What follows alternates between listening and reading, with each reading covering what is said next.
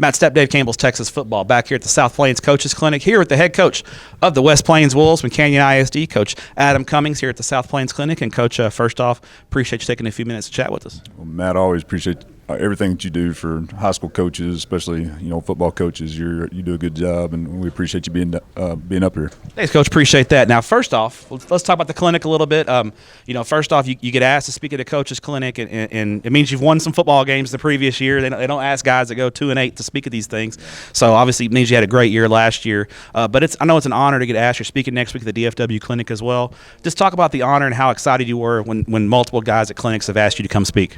It's very humbling. It really is. Because I remember as a young coach sitting in the front row and seeing those guys up there and just trying to imagine myself being in those positions, and to now get that opportunity, and it all boils down to we've got great kids, and I've got really good coaching staff surrounding me that put us in that position, and to see their hard work and everything that they've done pay off, and a chance for them to get recognized. I don't do a whole lot of speaking. I'm more of an introduction guy, and then I let my assistant coaches do the talking and presentation, because those are the guys that put in the work. But it's very humbling, very, very much an honor.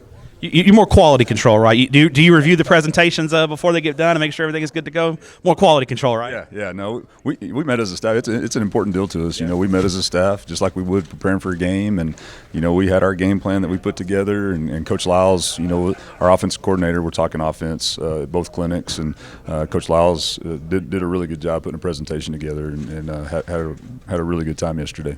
All right, so we talked about, you guys won a lot of games because you're speaking here, so your senior class is graduating. How special was that group to kind of get this program off the ground? Year one, nobody expected a lot out of you guys, and you guys surprised a lot of the state and had a good year. And then last year you had expectations, and you guys lived up to those expectations. I know that, obviously only one team is really happy when the season ends, but you guys had a heck of a run getting all the way to the regional final, beating a perennial power like Graham in the playoffs along the way.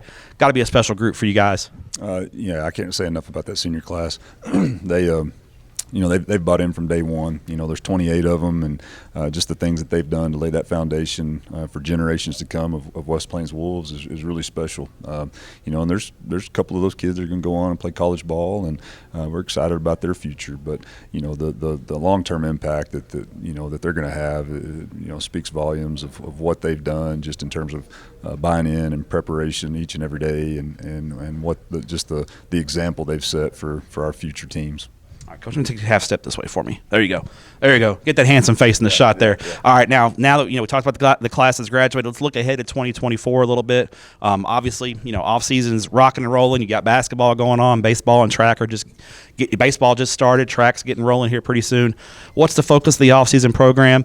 What are you guys really enforcing to your kids as you try to make that move that we know is coming on February 1st from Division II to Division I?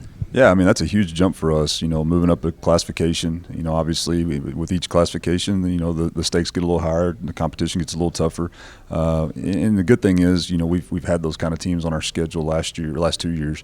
And so it's not going to be a huge shell shock for us, but obviously, it's a step up in competition, and so we want to get our kids prepared for that. But our focus right now in off season is discipline, accountability, attention to details. We feel like those are going to be the intangibles that we're able to set ourselves apart from others. And everybody's going to have decently athletic teams. Everybody's going to have decent size. So for us, it's a matter of what are the things that we can maybe pull away and make a difference in. And we feel like discipline and accountability are those areas. And so that's been our big focus.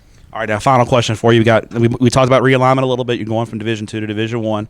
That challenge, number one, the challenge I think within district, you're going to be with Canyon and Canyon Randall for sure.